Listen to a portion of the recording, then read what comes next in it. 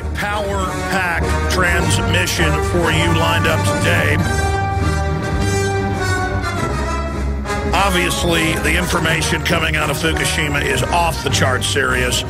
Europe has come out and said, do not drink the milk, do not eat the vegetables that have been grown recently, because wave after wave of low-level radiation fallout is building up. And we're now a month into this, and after a month of it building up in crops and building up on grass that cows eat, don't eat it, because it will contribute to cancer. It will contribute to your overall lifetime dose of radiation that you're going to get. And as Dr. Busby said yesterday, as Dr. Bowman said yesterday as well, that's just background radiation and the general fallout. If you're unlucky enough to breathe a particle that got picked up by the winds that bumped into uranium and plutonium, and that goes in your nose and into your lungs, they're not going to know why you get lung cancer at 25. If you're 20 years old now and you die in 5 years at 25. They'll just be, well, you got a lung cancer. And that's the big issue here. This stuff is raining down all over the world. Radiation from Fukushima has now circled the entire globe and showed up in South Korea, in China, where it basically began, in Japan, 4 weeks and, 4 days ago. So we're going to be breaking all of that down today, obviously. The whole TSA situation has kicked off again because the Drudge Report basically sets the news agenda. Thank God he covers real issues. And this little 6-year-old being groped between her legs, the lady's grabbing her hard, going in her pants, and then taking her away to, quote, be drug tested. Very bizarre. Well, her parents have now gone on ABC News, and it's now in hundreds of newspapers. Listeners sent it to us 2 days ago on Monday. We got it up. Drudge picked it up Tuesday morning and broke it to the world.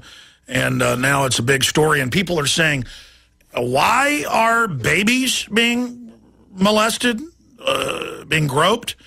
Why are children?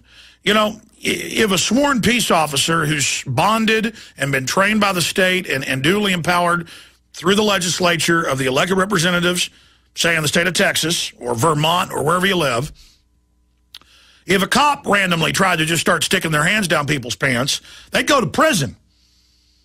Only in an emergency situation, if a cop saw somebody shove a pistol in their pants and they tackled them, yes, then, in that emergency situation, they could reach in there and get the pistol. But you cannot do that just randomly with a bunch of minimum wage workers, and everybody knows it. The feds are trying to set this precedent, and they're not going to get away with it, and we're going to be breaking that down today.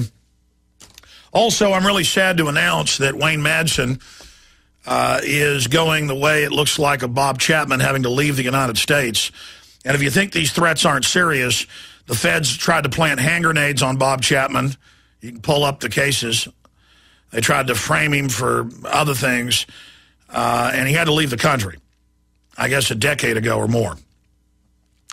And Wayne Madsen, a Navy veteran, a submarine warfare specialist, then with the NSA, written for the Washington Post, you name it, he has been told, and that's how it works, through the intelligence agency grapevine, that the White House is going to kill him deader than a hammer if he doesn't shut up.